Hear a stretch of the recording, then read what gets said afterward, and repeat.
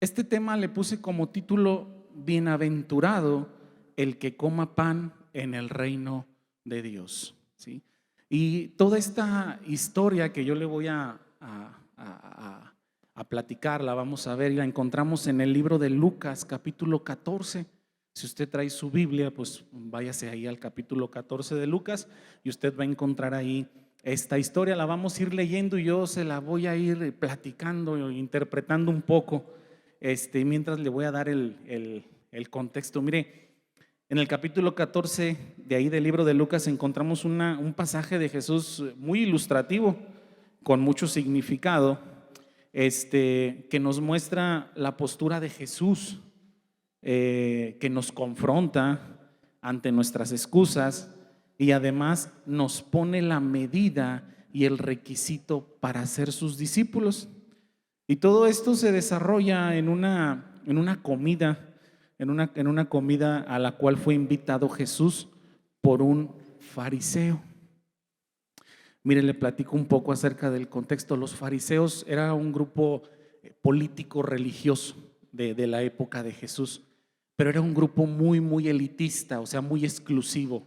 O sea, eran como que fifis, así como dicen por ahí, ¿no? O sea, se juntaban nada más entre ellos. En el capítulo 14, en el versículo 1, inicia de la siguiente manera, dice: aconteció un día de reposo que, habiendo entrado para comer en casa de un gobernante que era fariseo, estos le acechaban. O sea, un gobernante, un principal, invitó a Jesús, le decía: oye Jesús, te voy a invitar a comer a mi casa, pero pues ya sabes que los fariseos nos juntamos entre nosotros, entonces pues va a haber puro fariseo, ¿cómo ves? ¿Vas? Dicen los jóvenes de hoy, pues jalo, ¿verdad? Voy. Y dijo Jesús: pues voy, me apunto, vámonos. Y se va. Y dice la escritura, porque así lo registra, que estaba en la casa del fariseo y solamente había puros fariseos ahí, oiga. Pero acontece algo bien hermoso. Déjenme continuar con la lectura. Lucas, ahí después del versículo 1, continuamos con el 2, dice: y he aquí estaba delante de él un hombre hidrópico. Entonces Jesús habló a los intérpretes de la ley y a los fariseos diciendo: ¿es lícito sanar en el día de reposo? Mas ellos callaron, y él, tomándole, le sanó y le despidió. Para continuar, voy a pedirle que oremos para que el Señor nos muestre esta palabra. Padre, hoy en esta hora, Señor, yo te doy gracias, Dios, porque tú eres bueno, Padre, y porque tú has traído palabras, Señor, a nuestra iglesia, Señor. Padre, sabemos que tú conoces nuestros corazones y que sobre todas las cosas, Señor, tú nos amas porque tienes pensamientos de bien para nosotros, Señor. Hoy te pedimos, Dios, que conforme a tu palabra, Señor, a tu promesa, que donde están dos o más reunidos, ahí estarás tú. Yo te pido, Señor, que tú te hagas, Señor, reines en este lugar, tomes el control de este tiempo, y conforme a la promesa de tu Santo Espíritu, te pido, amado Espíritu Santo, que tú estés entre nosotros hoy y que seas tú el que hable, el que instruya y el que redarguya nuestros corazones.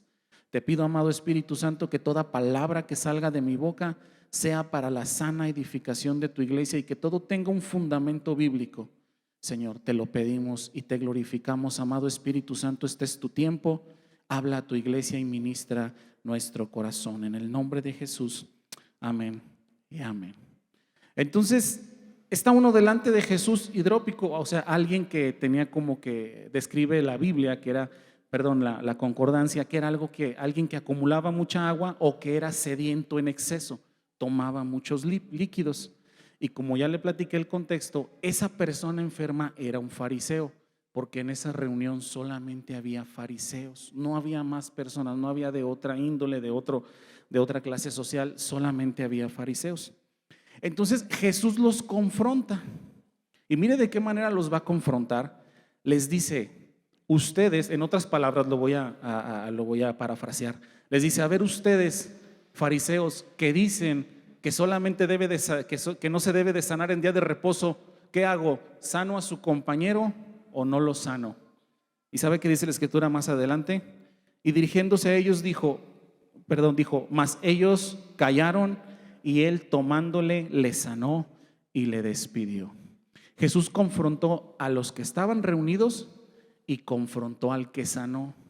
Porque téngalo por seguro que al que sanó, en algún momento dio esa instrucción: en el día de reposo no carguen, no hagan, no sanen, no rescaten, no, porque eran fariseos. Su pleito con Jesús era: ¿por qué sana en el día de reposo? Mas cuando Jesús les cuestiona acerca de la sanidad a uno de los mismos, ellos se quedan callados. Le voy a dar un ejemplo. Lo mismo pasa con nosotros. Mire, nosotros estamos en un grupo de WhatsApp, ¿verdad? La iglesia estamos en un grupo de WhatsApp, y cuando en particular nosotros tenemos una petición, la ponemos en el grupo: hermanos, oren por nosotros porque tengo esta situación. Y nosotros queremos que toda la iglesia se ponga en ayuno y en cilicio y en oración por nuestra petición. Pero cuando otro hermano pone su petición, decimos: otra vez el hermano ya va a pedir petición de oración, pero ¿qué no pidió la semana pasada? O sea, Jesús le está diciendo al fariseo: cuando la sanidad es para otro, está mal, pero cuando es para ustedes, entonces sí. Mas sin embargo, Jesús no es elitista, Jesús lo sana. Entonces confronta al enfermo y confronta a los que estaban con él congregados. 2, les hace otra confrontación. Les recuerda a ellos que ellos son los que conocen la palabra. Si usted lee aquí, donde la leímos ahorita, dice que eran escribas y fariseos. Ellos son los que conocen a la perfección la ley de Dios. Y mire lo que dice la escritura ahí mismo en Lucas 14 del 12 al 15. Dice, perdón, en el del 7 al 10 dice: observando cómo escogían los primeros asientos a la mesa, refirió a los convidados una parábola diciéndoles: cuando fueres convidado por alguno a bodas, no te sientes en el primer lugar, no sea que otro más distinguido que tú esté convidado por él, y viniendo el que te convidó a ti y a él, te diga: da lugar a este, y entonces comiences con vergüenza a ocupar el último lugar. Mas cuando fueres convidado, ve y siéntate en el último lugar, para que cuando venga el que te convidó te diga: amigo, sube más arriba. Entonces tendrás gloria delante de los que se sientan contigo a la mesa. A los alumnos de la clase de discipulado yo les digo que todo lo que Jesús les dice a los fariseos se los dice por un motivo, no se los dice nomás porque se le ocurrió a Jesús. ¿Usted cree que esta es la primera vez que los fariseos conocen esta instrucción? No, porque ellos son intérpretes de la ley. Esta instrucción ya viene en Proverbios 25, 6 y 7 y dice de la siguiente manera: no te alabes delante del rey, ni estés en el lugar de los grandes, porque mejor es que se te diga: sube acá, y no que seas humillado delante del príncipe a quien han mirado tus ojos. Jesús los vuelve a confrontar, los mira cómo están ocupando los primeros lugares y les dice: oigan, ¿si han leído en Proverbios que no deben de ocupar los primeros lugares? ¿Sabe cuándo pasa eso con nosotros? El Señor también nos confronta. Bueno, a mí, no sé a usted, pero el Señor también nos confronta. Cuando alguien se acerca a usted y le dice: oye, brother, tengo esta situación, y usted da un consejo, de esos consejos bíblicos buenos que usted sabe dar, y le dice: mira, brother, así son las cosas, hazle para acá y hazle para allá. Si es un consejo de matrimonios, usted le dice: no, brother, tienes que tratar a tu esposa como vaso más frágil.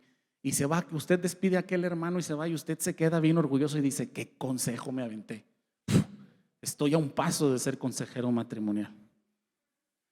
Y Dios lo confronta y le dice: ¿y tú ya tratas a tu esposa como vaso más frágil? Uf.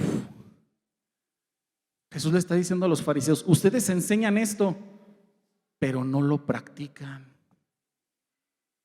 Ustedes son los que conocen la ley y la enseñan y la instituyen y obligan a la gente a hacerla, pero ustedes no participan de ella. Ahí los confronta por segunda vez a los fariseos. Este evento que hace Jesús aquí de ir a esa comida está interesante, toda esta plática que tiene. Continuó. Pero lo que viene a continuación Eso sí los va a poner en aprietos a los fariseos, porque los va a poner a reflexionar y a pensar.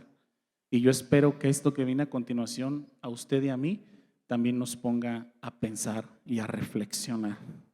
Lucas 14 del 12 al 15. Dijo también al que le había convidado, o sea, al fariseo principal, el que lo invitó: cuando hagas comida o cena, no llames a tus amigos ni a tus hermanos, ni a tus parientes, ni a vecinos ricos, no sea que ellos a su vez te vuelvan a convidar y seas recompensado. Mas cuando hagas banquete, llama a los pobres, los mancos, los cojos, los ciegos, y serás bienaventurado, porque ellos no te pueden recompensar, pero te será recompensado en la resurrección de los justos. Oyendo esto, uno de los que estaban sentados con él a la mesa le dijo: bienaventurado el que coma pan en el reino de Dios.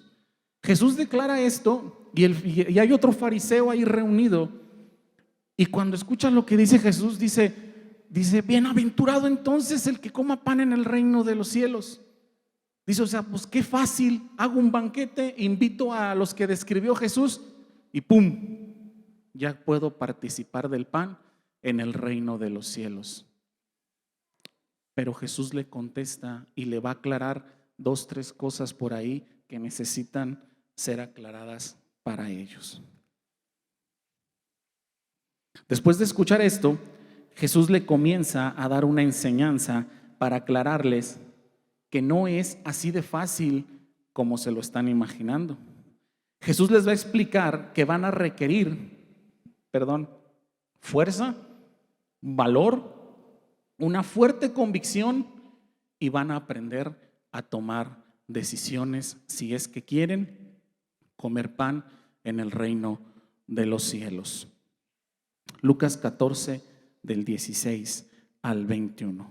Entonces Jesús le dijo: un hombre hizo una gran cena y convidó a muchos, y a la hora de la cena envió a su siervo a decir a los convidados: venid, que ya todo está preparado. Y todos a una comenzaron a excusarse. Preste atención en esto, memorice por favor las 3 excusas que le van a dar a Jesús. El primero dijo: he comprado una hacienda y necesito ir a verla, te ruego que me excuses. Jesús está hablando de reino. Jesús está hablando de establecer el reino, de participar del reino de Dios. Y Jesús les está diciendo: hay un hombre que invita, y el primero lo rechaza y le dice: ups, no puedo, acabo de comprar una hacienda y no puedo ir a tu cena, te ruego que me disculpes. En el 19 dice: otro dijo: he comprado 5 yuntas de bueyes y voy a probarlos, te ruego que me excuses. El segundo también no puede participar del reino porque tiene compromisos, acaba de comprar 5 yuntas de bueyes, y le dice: ups, Jesús, tampoco puedo. Y el otro dijo: acabo de casarme y por tanto no puedo ir. Entonces Jesús muestra 3 casos, ¿sí?, de excusas que dieron aquellos hombres para no comer pan en el reino de los cielos, ¿sí? Recuérdelos: 1, compró una hacienda; 2, compró 5 yuntas de bueyes; y 3, se acaba de casar. ¿Ya los tiene ahí en la memoria? Ok, muy bien. Pero estas 3 excusas, Jesús les llama excusas, pero estas 3 excusas, ¿sabe antes cómo se llamaban? Permisos o derecho. Para que nosotros podamos entender la Biblia, podamos entender todas las palabras que dijo Jesús, nos es necesario estudiar el Antiguo Testamento, porque Jesús les estaba hablando a los que conocían el Antiguo Testamento. Acompáñeme a Deuteronomio 20, versículos 5 al 7, por favor. Y aquí se lo voy a complementar. Mire, el Salmo 119, versículo 160 dice que la suma de tu palabra es verdad. O sea, la palabra de Dios se complementa. Lo que está ahí en Deuteronomio se complementa con los evangelios o viceversa. Es Deuteronomio 20, versículos 5 al 7. ¿Ya está ahí? Ok. Dice lo siguiente, tiene como título Leyes sobre la guerra. Dios le da a Moisés una serie de instrucciones y le dice: Moisés, tú ya tienes un pueblo y este pueblo es tu ejército, es con el que vas a ir a conquistar, ¿sí? Entonces Moisés y Jesús se encuentran en la misma condición. Los dos están reclutando un ejército para conquistar, Jesús para el reino de los cielos y Moisés para la tierra prometida. Hasta ahí estamos bien, ¿verdad? Y dice el versículo 5: y los oficiales hablarán al pueblo diciendo: ¿quién ha edificado casa nueva y no la ha estrenado?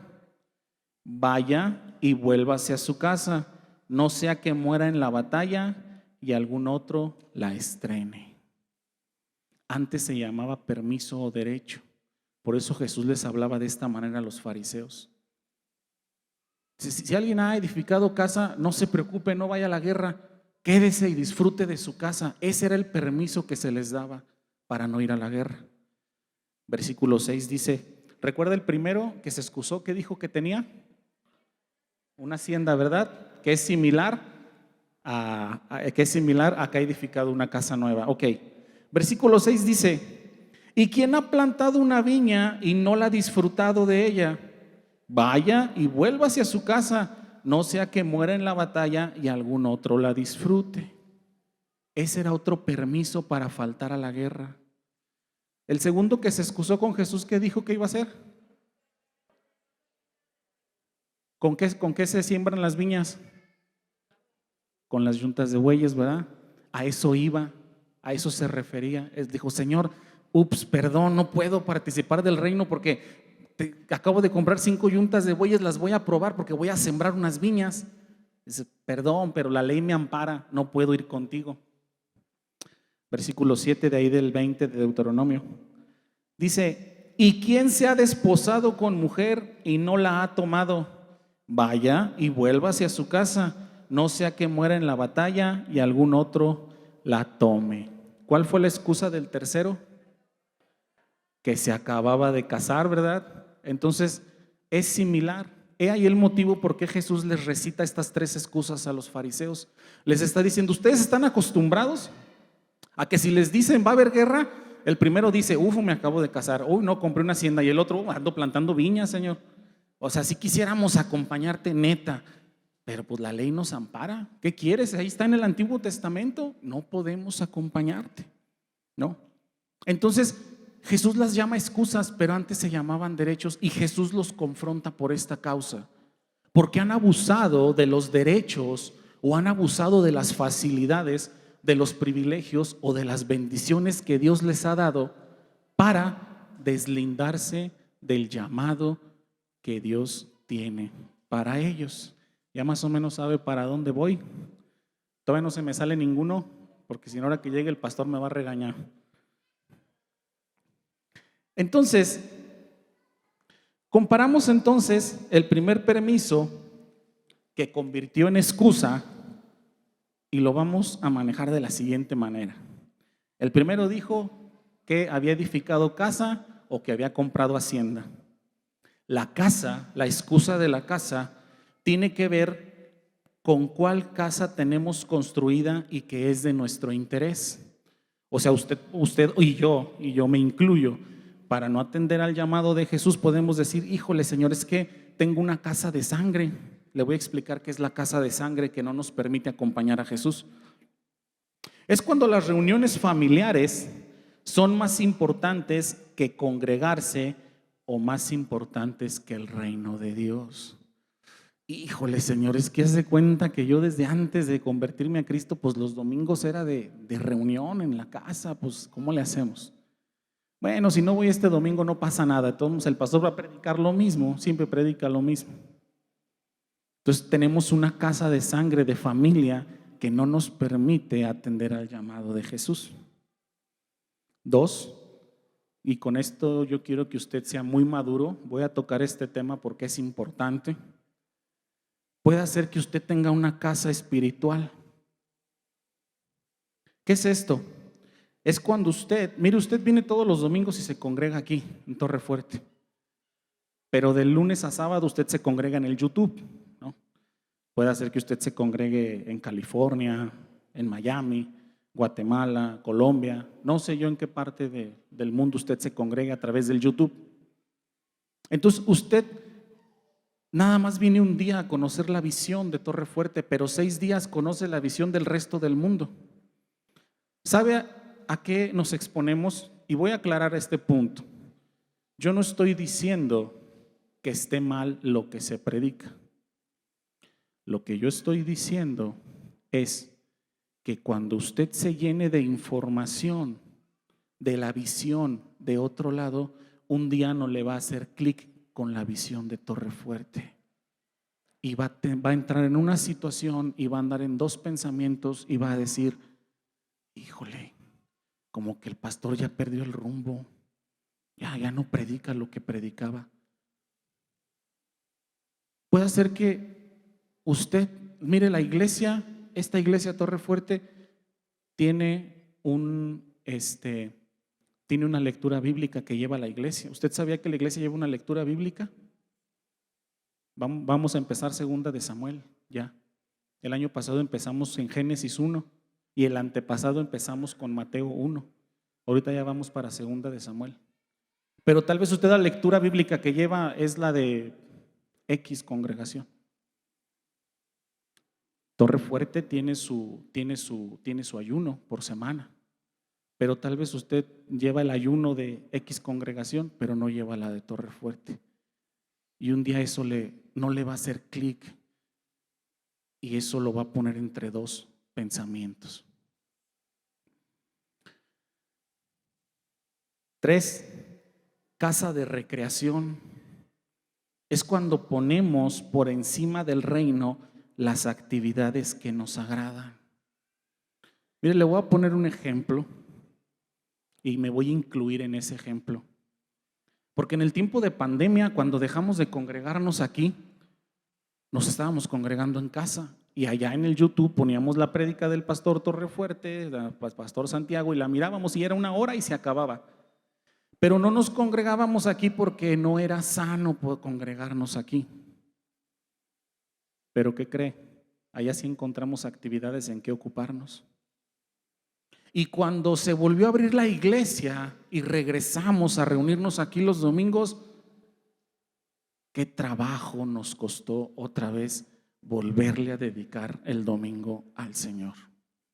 ¿No? Teníamos una casa de recreación que no nos permitía regresar los domingos porque ocupamos el tiempo del Señor en otras actividades y ya nos costó trabajo venir a reunirnos otra vez en domingo. Y cuando llegamos nos dimos cuenta que no éramos todos los que estábamos, ni estábamos todos los que éramos. Ya faltaba, ya había bajas aquí en la congregación. Entonces la primera excusa es, híjole, tengo una casa, Señor, no puedo seguirte, no puedo acompañarte, no puedo servir porque mis actividades X o Y no me lo permiten. 2, ¿cuál fue la segunda excusa? Las yuntas de bueyes. Esto tiene que ver con el trabajo. Cuando estábamos bajo la supervisión de alguien, orábamos para ser promovidos y le decíamos, Señor, promuéveme a otro lugar, que ya no tenga que rolar turnos, Señor, para poder congregarme los domingos, ir miércoles a mi discipulado. Señor, ya que yo tenga un horario fijo, que no me toque. ¿Y qué cree? El Señor respondió y nos dio un trabajo diferente, nos promovió a una supervisión, a un jefe de cuadrillas, nos llevó a otro. ¿Y ahora qué cree? Ahora ya no tiene tiempo tampoco ni usted ni yo para el Señor, porque como nos promovieron, híjole, tenemos que quedar bien con la empresa. De igual manera, cuando éramos empleados, tal vez trabajábamos hasta los domingos y no podíamos reunirnos. Y luego le dijimos a Dios, Señor, danos por favor un trabajo libre de domingo. Ya no quiero yo trabajar los domingos, Señor, para poderme congregar. Mire, le voy a platicar un testimonio de la reunión de hogar una vez que tuvimos. Había una chica en nuestra reunión de hogar que nada más iba a la reunión de hogar y los domingos no venía a la iglesia. Y nosotros le decíamos, oye, ¿por qué no vas los domingos? Decía, ay hermanos, ¿qué cree? Siempre me toca trabajar los domingos, siempre, siempre. Y dijo, ya no sé qué hacer. Le digo, vamos a orar por un trabajo que te deje libres los domingos y también en la noche entre semana para que puedas venir a la reunión de hogar. Y empezamos a orar. Y en la reunión de hogar era la petición, Señor, un trabajo para ella. ¿Y qué cree? Dios contestó. Y un día va a la reunión de hogar y dice, hermano, tengo un testimonio, a ver, compártelo. Dios ha respondido, conseguí otro trabajo con un superhorario, no tengo que trabajar los domingos y me va a quedar libre en la noche para la reunión de hogar. Dijimos, gloria a Dios, Dios respondió. Y después de ahí nos visitó 2 veces y la perdimos. O sea, ya ni domingos, ni martes, ni jamás la volvimos a ver en la reunión de hogar, porque ocupó el tiempo del domingo pues en otra cosa.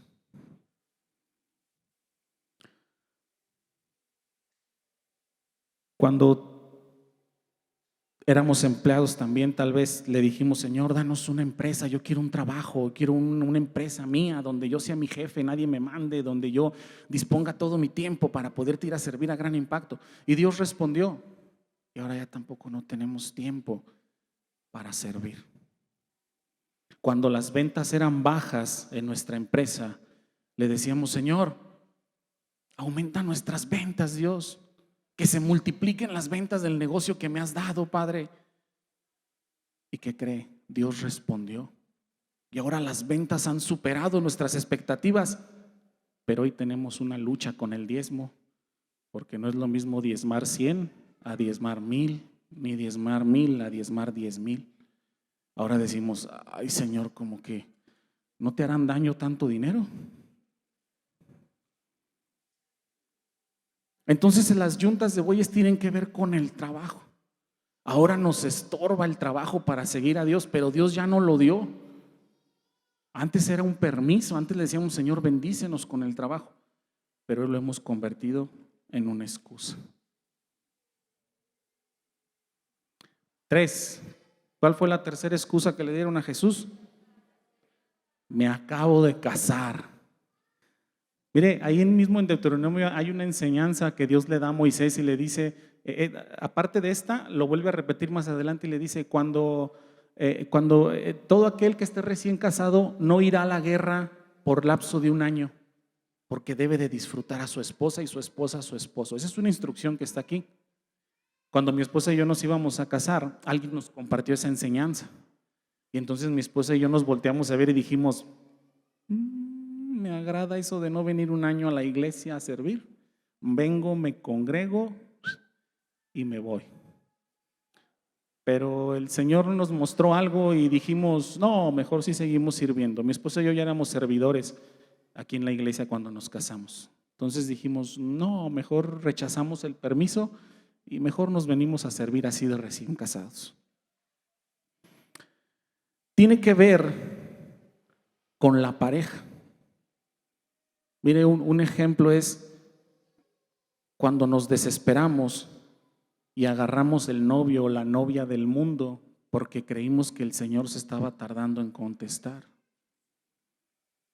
Ojo chicos con esto. Y ahora esa persona que escogimos nos estorba para venir a servirle a Dios, para venir a congregarnos.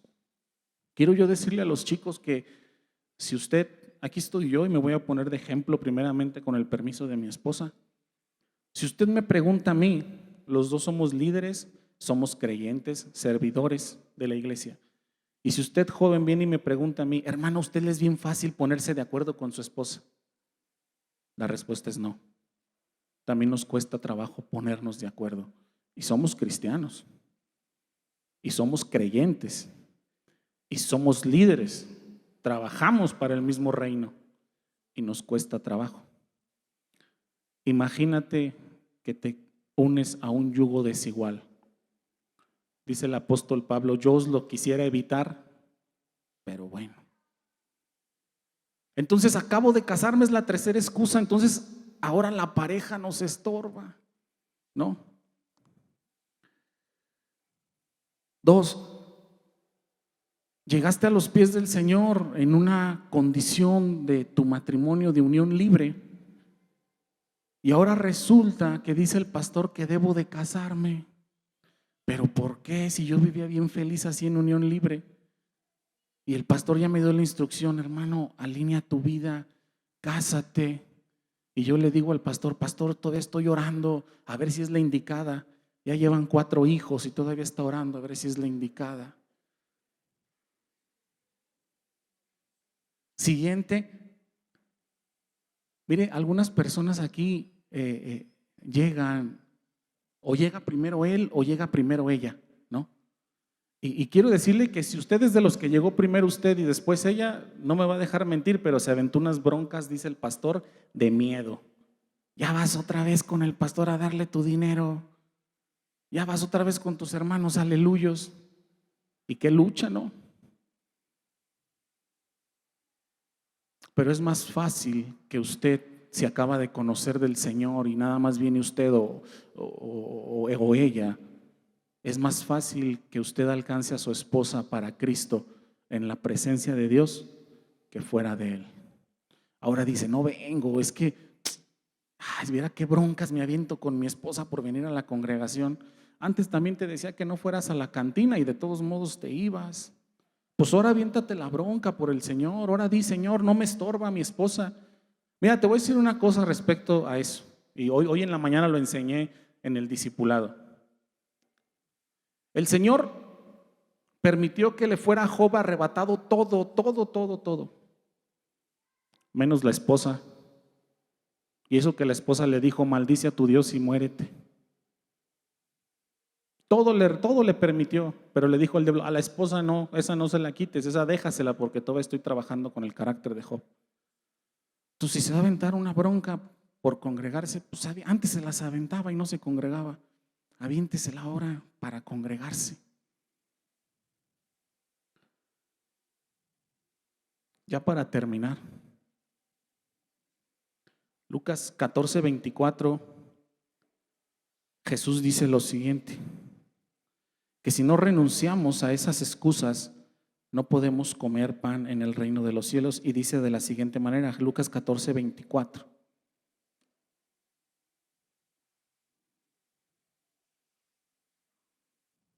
porque os digo que ninguno de aquellos hombres que fueron convidados gustará mi cena.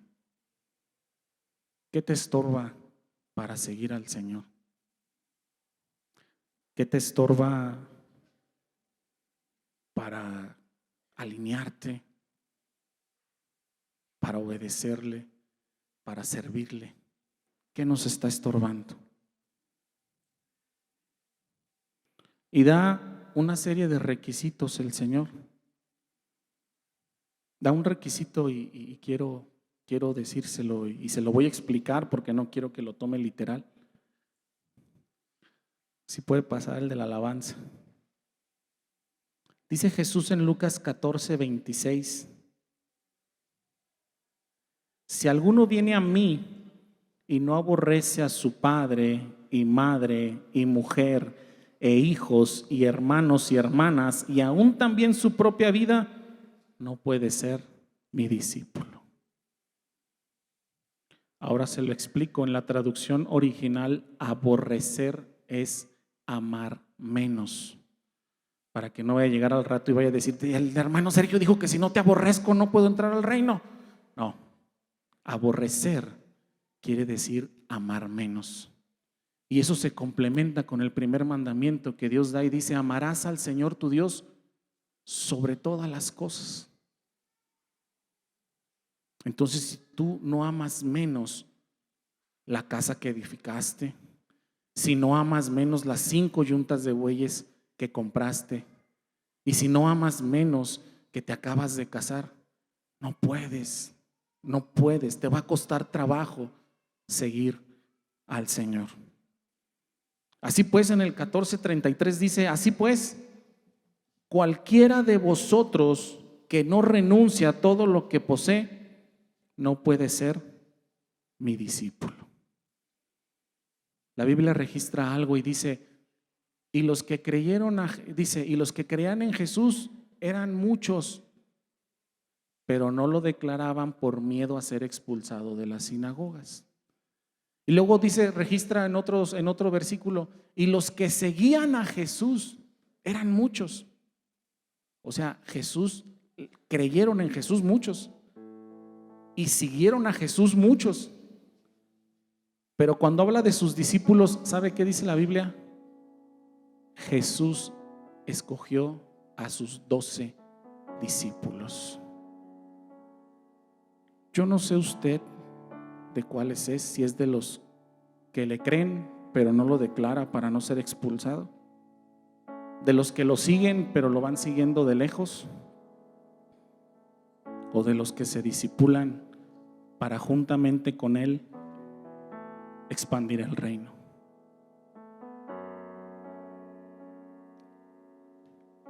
Póngase de pie, por favor. Voy a regalarle un versículo más ahorita que se ponga de pie. Gracias. Y este versículo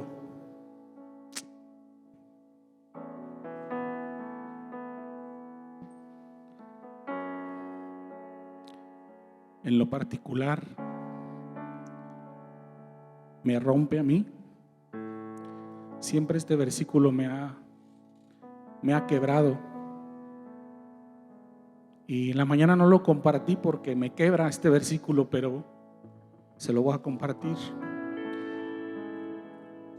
Tal vez usted es de lo que piensa, es que eso del servicio no es para mí, eso de establecer el reino no es para mí, eso de predicar pues no es para mí, de ir a una reunión de hogar o tener la reunión de hogar no es para mí. ¿Y qué cree? Tiene razón, eso no es para todos. ¿Quiere que le diga para quién es eso?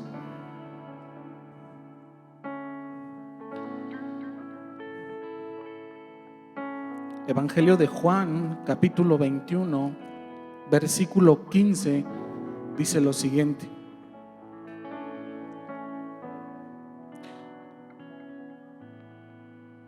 Cuando hubieron comido, Jesús dijo a Simón Pedro: Simón, hijo de Jonás, ¿me amas? Gracias. Él le respondió: sí, Señor, tú sabes que te amo. Jesús le dijo: apacienta a mis corderos. Volvió a decirle la segunda vez: Simón, hijo de Jonás, ¿me amas? Pedro le respondió: sí, Señor,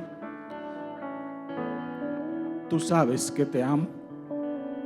Y le dijo: pastorea mis ovejas.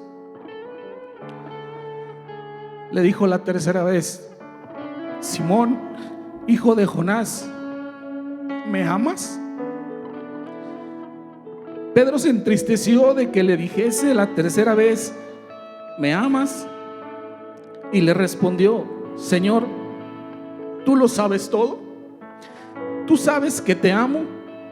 Y Jesús le dijo: apacienta a mis ovejas. Jesús está restaurando el corazón de Pedro, porque Pedro lo negó 3 veces. Y luego Jesús le dice: ¿me amas, Pedro? Sí, Señor, apacienta mis ovejas. ¿Me amas, Pedro? Señor, sí, Señor, apacienta mis corderos. Pedro, ¿me amas? Pedro le dijo: Señor, tú lo sabes. Entonces, esto no es para todos. Esto nada más es para los que hemos negado a Jesús con nuestras obras y con nuestros actos. Si usted nunca lo ha negado, no se preocupe, entonces va por buen camino. Pero a los que como Pedro y como yo lo hemos negado, el Señor está tratando de restaurar nuestro corazón y nos dice: apacienta mis ovejas, expande el reino juntamente conmigo, porque estoy reclutando valientes.